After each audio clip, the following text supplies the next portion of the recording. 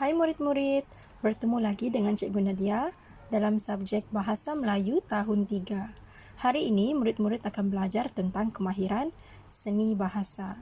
Kita masih lagi berada di unit 19 iaitu faedah bertani dan tajuk yang kita akan belajar hari ini ialah kenanga dan ros.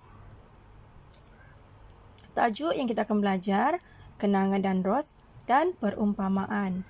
Kemahiran yang murid akan belajar hari ini ialah kemahiran seni bahasa iaitu bercerita dengan menggunakan gaya bahasa yang indah dan santun di bawah tajuk perumpamaan. Objektif, murid dapat bercerita menggunakan perumpamaan yang sesuai dan bahasa yang indah serta santun. Sebelum itu, mari kita kenali apa itu perumpamaan. Perumpamaan ini merupakan cabang peribahasa dan merupakan sejenis peribahasa yang membandingkan sesuatu dengan apa-apa yang ada di sekeliling kita. Perumpamaan juga bermaksud susunan kata-kata yang indah, ringkas, dan kemas serta mempunyai maksud yang tersirat. Kata kunci ataupun kata yang kita boleh gunakan dalam setiap perumpamaan adalah seperti, bagai, ibarat, seperti, umpama dan laksana. Kata-kata ini kita boleh jumpa di contoh-contoh perumpamaan yang cikgu akan tunjukkan sebentar lagi. Berikut merupakan antara contoh-contoh perumpamaan yang ada dalam bahasa Melayu. Contohnya, bagai itik pulang petang, iaitu bermaksud seseorang yang berjalan lambat sekali. Ataupun bagai murai tercabut ekor, iaitu seseorang yang becok mulutnya ataupun banyak cakap. Murid-murid dapat merujuk contoh-contoh peribahasa ini dalam slide yang cikgu akan berikan.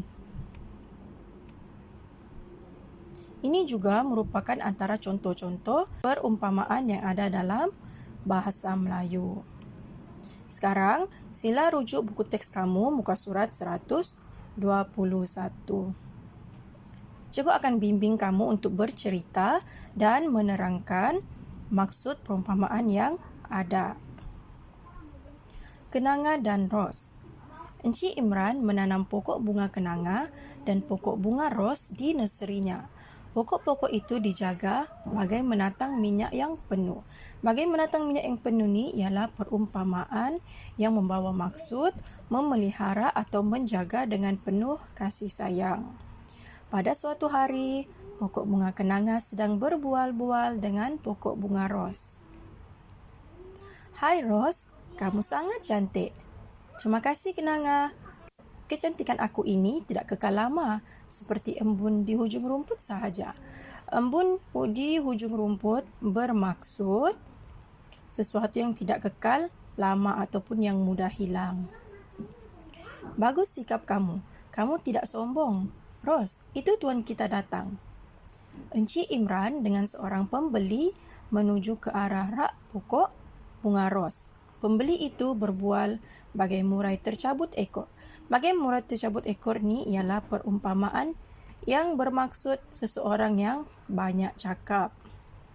Dia memuji kecantikan bunga ros dan mahu membelinya. Pokok bunga ros berasa bagai kaca terhempas ke batu.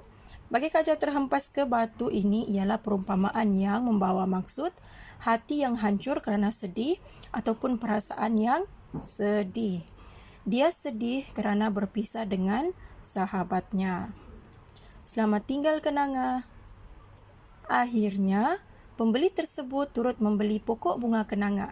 Kenanga dan ros berasa sangat gembira kerana dapat tinggal bersama-sama di tempat baharu. Okey, sekarang murid-murid dapat melihat maksud daripada setiap contoh perumpamaan yang ada dalam cerita ini. Jadi sekarang, mari ikut cikgu bercerita cerita kenanga dan ros. Encik Imran menanam pokok bunga kenanga dan pokok bunga ros di nurserynya. Pokok-pokok itu dijaga bagai menatang minyak yang penuh. Pada suatu hari, pokok bunga kenanga sedang berbual-bual dengan pokok bunga ros. Hai Ros, kamu sangat cantik. Terima kasih kenanga. Kecantikan aku ini tidak kekal lama, seperti embun di hujung rumput sahaja. Bagus sikap kamu. Kamu tidak sombong. Ros, itu tuan kita datang. Encik Imran dengan seorang pembeli menuju ke arah rak pokok bunga ros. Pembeli itu berbual bagai murai tercabut ekor. Dia memuji kecantikan bunga ros dan mahu membelinya. Pokok bunga ros berasa bagai kaca terhempas ke batu. Dia sedih kerana terpaksa berpisah dengan sahabatnya. Selamat tinggal kenanga. Akhirnya, pembeli tersebut turut membeli pokok bunga kenanga. Kenanga dan Ros berasa sangat gembira kerana dapat tinggal bersama-sama di tempat baharu. Sekian itu sahaja yang cikgu ingin sampaikan.